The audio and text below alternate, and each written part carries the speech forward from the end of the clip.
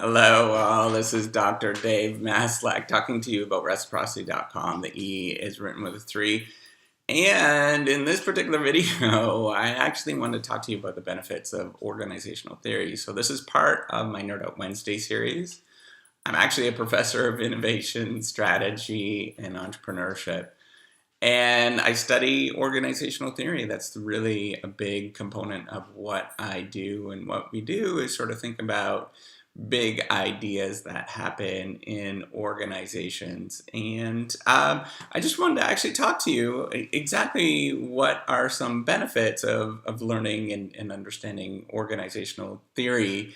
So first of all, I am going to I'm going to define what that is in this video, then go into what organizational theory is, and then get into 5 benefits that I think are important. They're kind of universal, I think, in terms of thinking about organizational theory. It's important to think about because there's actually a lot of different organizational theories in the world. We've had the advantage of thinking about organizations for almost 100 years now. Probably, actually, it is pretty close to 100 years now where we've been really thinking about them as their own unit. So to me, what is organizational theory? And this is my own definition. If you're watching this for a class or anything like that, make sure that you do use the definitions and stuff like that you would use in your particular class. So what is organizational theory? To me, it's really this notion of abstracting and removing yourself from the particular phenomenon and looking at the different constructs, right? So things that exist or that we believe exist happen in the organization. Look at the relationships between those particular constructs. Like, how do they actually work together? So if this one particular construct changes, does it affect something else in another construct, right? That's a really critical thing that we are trying to think about. And this is, I'm using this understanding on organizational theory in general as sort of a broad understanding, and I'm not really sort of nailing down. First of all, I'm not nailing down what is an organization, because it's really hard once you start digging down. If you take a graduate course, a doctoral course in organizational theory, you'll realize that it's really tough. And it could be an organization, could be a Fortune 500 company that we probably often think about, but it could also be a government agency like the FBI, for example. It also could be something like that forms on a social network, right? So on Facebook or something like that, that could be considered an organization. It could also be, there could be, maybe it's a spontaneous mob that happens, right? That comes together and does something like that. What is it? The Orange Revolution that happened in the Ukraine. The people came together and it was very spontaneous, right? That it was really remarkable that happened. That is a type of organization. So there's lots of different ways to think about and lots of sort of kinds of organizations to think about. And then once you start digging down into it, there's all sorts of moments where you're trying to put your finger on exactly what it is, right? So at what moment does an organization exist when it doesn't exist, right? So there's theories on that. What is how do they sort of group together and cluster together? How do they actually perform based on, how are they actually improving and getting better over time? And then if you think about it, like what is improvement, or what is the central objective of a particular organization? It's not always all that clear, because you yourself have independent objectives, but then as well as the organization might have something that it's trying to do, right? And part of it might be sort of surviving and sustaining itself over time. So what are the benefits then? If you're thinking about this really abstractly, what are the benefits of organizational theory? This is all kind of just highfalutin nonsense, right? That's what it sounds like, is that there is just, I'm not putting my finger on a particular thing, and I'm just sort of philosophizing in any sort of way, and that's probably what you'd think about. But there's a lot of benefits. Truly are some, and really practical benefits that a lot of people just ignore and they don't really think about until you're actually involved and you really start thinking about this stuff, and you're like, oh my God, this is really cool. One of them is so the first one is the ability to generalize across particular phenomenon that actually could work, right? So when we talk about organizations, it could be talking about, in the stuff that you learn in wherever you're learning. And if you're learning it from YouTube, it might be just, stuff. When we talk about organizations, we're trying to think about, okay, well, how does the FBI work? How does that work? And how is it similar to what's happening at Facebook? Right, there are some similarities between them, and we don't really, unless you have some sort of abstraction, you start thinking about it, it's really hard it's hard to see how those actually fit together, right? So, or, maybe it's the NSA, and you're trying to compare the NSA to, I don't know, maybe it's your brew club down the road, right? That is slowly growing and becoming a profitable business, right? Or a brew pub that is growing into a profitable business. There are similarities there. And we, as people that are in, that study this kind of stuff, that's what we're looking for, right? We're trying to generalize as much as possible and trying to make sense of the world. Another benefit that happens when you think about organizational theory and you think about theory in general, is that you really look at the world differently and you see things that you possibly could not see before. Even just the simple fact of me pointing out that there's connections between these really strange organizations, right? So whatever you do on Twitter, for example, there's a connection between how Twitter might organize and people might organize on Twitter compared to what is happening at maybe what is happening in a local playground, right? In terms of the kids organizing and creating their own little organization to do something, right? A little club. There's definitely things that interweave, and if you don't really understand organizational theory, you're not really going to see how those connect. And it's unfortunate because it really is wonderful to see these kind of things. That you possibly could not see until you actually learned a little bit about organizational theory, how they actually fit together. The other thing is you really start seeing, and this is kind of related, you start seeing how things in nature are connected to each other. Really strange things once you start learning organizational theory, because there's some really fundamental things that we try to do, right? Like how to explain how performance improves.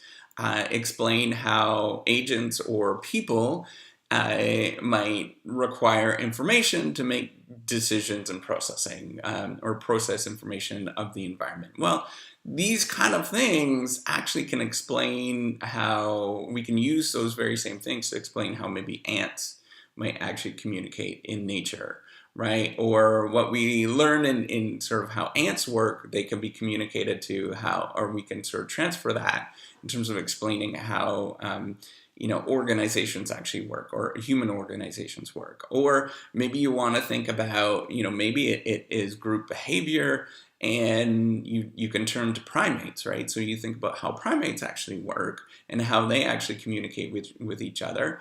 They can do some really wonderful things that human beings can do as well, and they can be generalized. The stuff that we understand about organizations and how they organize can actually be applied to human beings, right? There's really some fascinating understanding. There's fascinating benefit that you'd never be able to think about unless you had that theory that connects these particular phenomenon together, right? These particular very unique things that you would never see.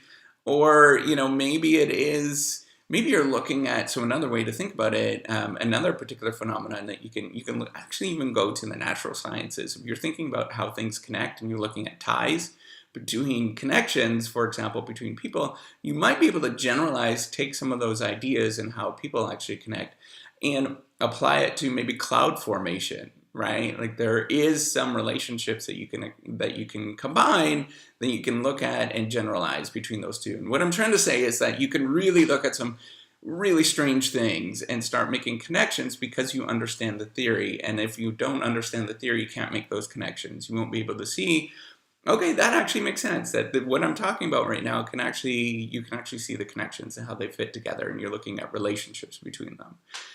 So it allows you to see the world in really wonderful ways.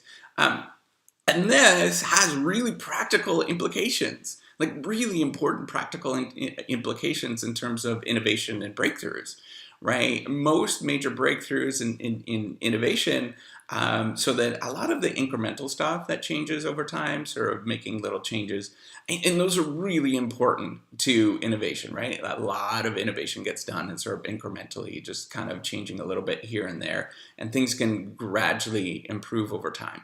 But major breakthroughs are generally, they generally occur because some change of thought or somebody saw the world completely differently. And the only way that you can get those major breakthroughs is if somebody trains in a different area and they transfer that knowledge into those different areas.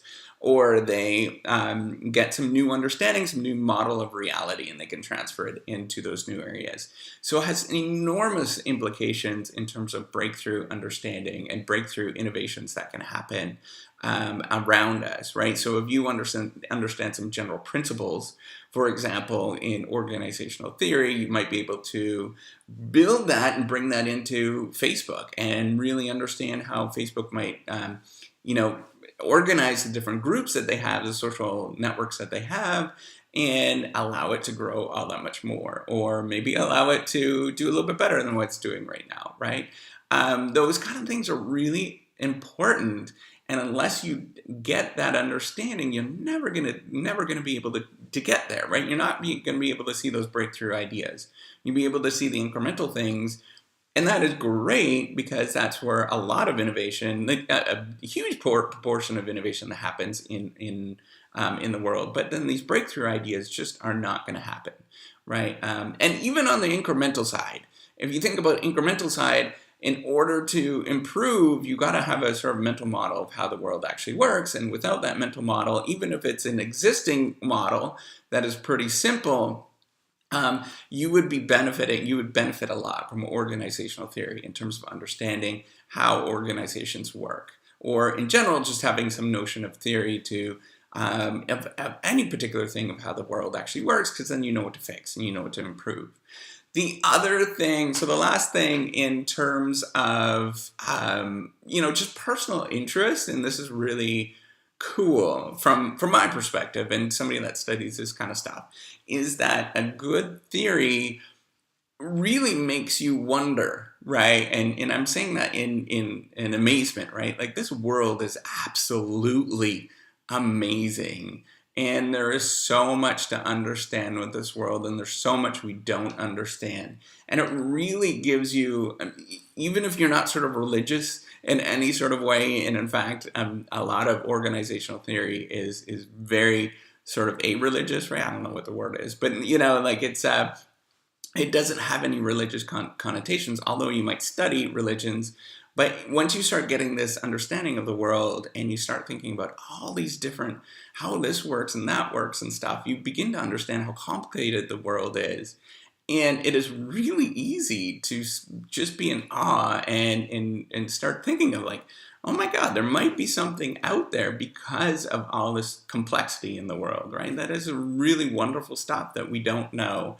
And unless you sort of get that you get really enlightened, is what I'm trying to say. And that enlightenment, and that was actually a stage that happened a couple hundred years ago.